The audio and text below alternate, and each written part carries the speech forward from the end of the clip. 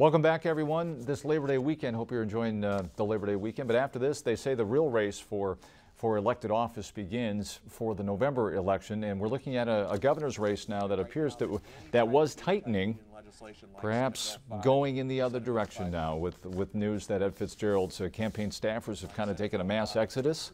That coupled with a couple of other incidents or missteps before that.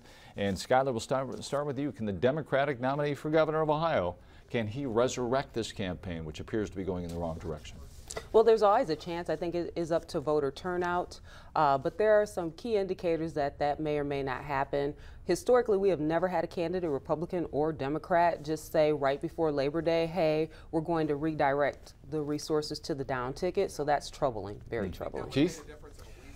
I have never seen a campaign inflict so many wounds upon itself in this. I mean, I've been doing this kind of work for 30 years. I've never seen such a disastrous campaign. I mean, the candidate's own problems, the staffing problems, the money problems. And as you say, he started out, if you look at the polling, for a long time he was kind of neck and neck with the governor, and even without much real name recognition and understanding of who he was. So that showed real vulnerability on the governor's part. And now I see, unless I know nothing about politics, I see the governor running away with this thing.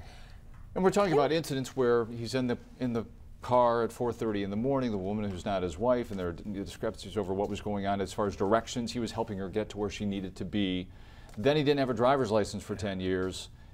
That's hard to explain away. Yeah. How do you not have a driver's license? You're an executive of Cuyahoga County, former FBI agent. Yeah. Skylar.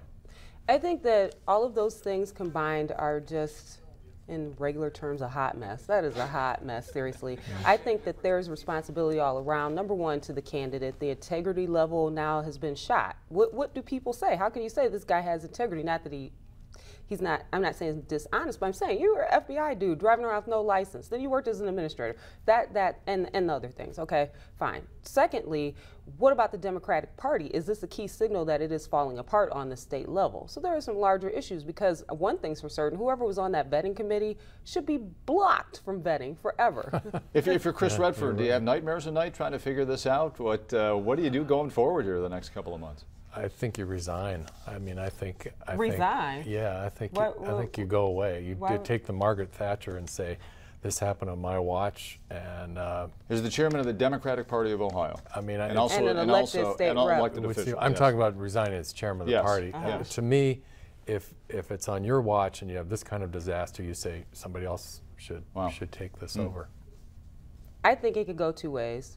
I think since Redfern hasn't owned anything thus far for vetting or anything, he's been very quiet on the front of the Democratic Party as chair, that you try to win the down ballot races as best you can if that's what you feel you like to do. You don't give up, though. You never give up on governor. That's why this is very disheartening for Democrats in some ways. All right, you see what happens going forward, and fascinating going forward to 2016, the race for president.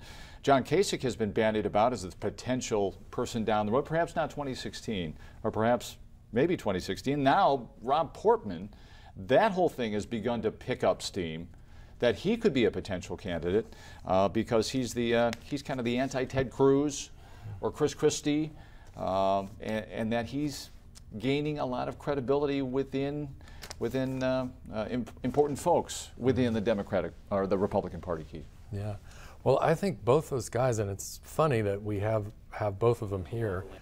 They're likable people, and they're sort of reasonable men in a party that has been perceived as pretty unreasonable of late, and in the Washington atmosphere of a lot of unreason.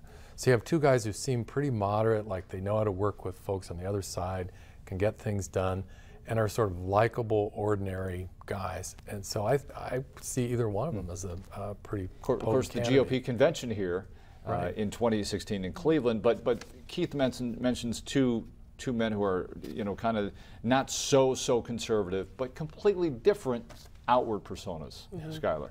I think On the one hand, it would be exciting if Portman could pick up momentum, because remember in '08, he was kind of mentioned possibly on the long list, I think, for Republicans for vice presidential nominee. Right, sure. So, I mean, you could possibly see that part. But on the flip side of that, likable, okay, so W was likable, and what? You know what I'm saying? So what does likable mean? Because by the same token, this is a likable guy. I like Senator Portman. But Portman is said to have the political chops for the job. But he does, but he's also quite conservative. So if just because you're likable, is this country But not ready ultra conservative. But he works with both sides of the aisle. If you look at his voting record, this is true. But when you're talking about star power and the Republicans are concentrating on the Cruzes and Rand Pauls and so forth, is this enough? Well, I mean, it only remains to be seen. Right. But he does bring an element that perhaps not ultra right wing. Came out in favor of gay marriage, so perhaps you lean across the aisle in that way. You get a few more votes. So, Keith, I mean, Rob Portman, winnable at this point? Someone to look at. I know he's certainly someone to look at. Yeah. I mean, he would have to get through Iowa, which would be tough for either of Ohio's guys, I would think. But well, there's New Hampshire, not so much. There's nobody pinch hitting for Republicans now. Christie's not doing anything. So right. Rubio, none Christie, of them. that sort of guys, slot is open. Hey. To be continued. Okay. Keith Burris, Skylar Meadows, thanks very much. Enjoy the rest of your Labor Day weekend, everybody. Take